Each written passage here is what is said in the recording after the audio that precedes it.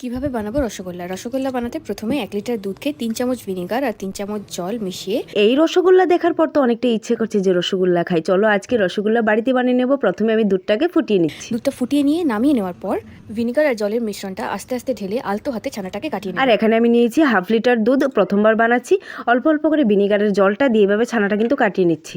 এবার একটা সুতির কাপড়ের মধ্যে ছানাটাকে জল ঝরিয়ে নিতে হবে আর কিছুটা ঠান্ডা জলে ধুয়ে নিতে হবে যাতে ভিনেগারের গন্ধটা না থাকে। এতটা সুন্দর করে ছানাটা কেটেছিল। এভাবে ছানাটা ঢেলে নিয়ে আবারও ঠান্ডা জল দিয়ে একবার ছানাটাকে স্নান করিয়ে নিলাম। এবার 2 কাপ চিনি আর 4 কাপ জল মিশিয়ে একটা রস এবার চায়ের কাপে মেপে আমি 2 কাপ দিয়ে দেবো চিনি আর 4 কাপ জল দিয়ে শিরাটা রেডি করে নিচ্ছি। এখানে আমি 2টো এলাচ ফাটিয়ে দিয়ে দিলাম।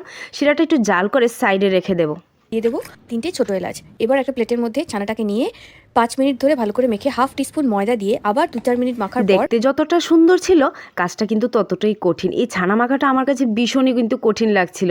এভাবে মেখে নিয়ে ময়দা দিয়ে আবারও মেখে নিলাম। এটাকে রসগোল্লার মতন সমান সাইজে গোল গোল করে পাকিয়ে নিতে হবে। এইবার রসগোল্লার মাপটা আমি দিয়ে নিলাম প্রথমেই। সুন্দর করে পাকিয়ে নিতে হবে যাতে গায়ের মধ্যে কোনো ফাটা দাগ এটার মধ্যে না থাকে। এরপর চিনির রসটা ফুটে গেলে সবকটা রসগোল্লা দিয়ে 20-25 মিনিট মতন ফুটিয়ে তুলে নিয়েছি। ভালোভাবে রসগোল্লাগুলি এভাবে পাকিয়ে নিয়েছি। এখন শিরাতে দিয়ে 20 মিনিটের মতো আমি এটাকে সেদ্ধ করে নেব।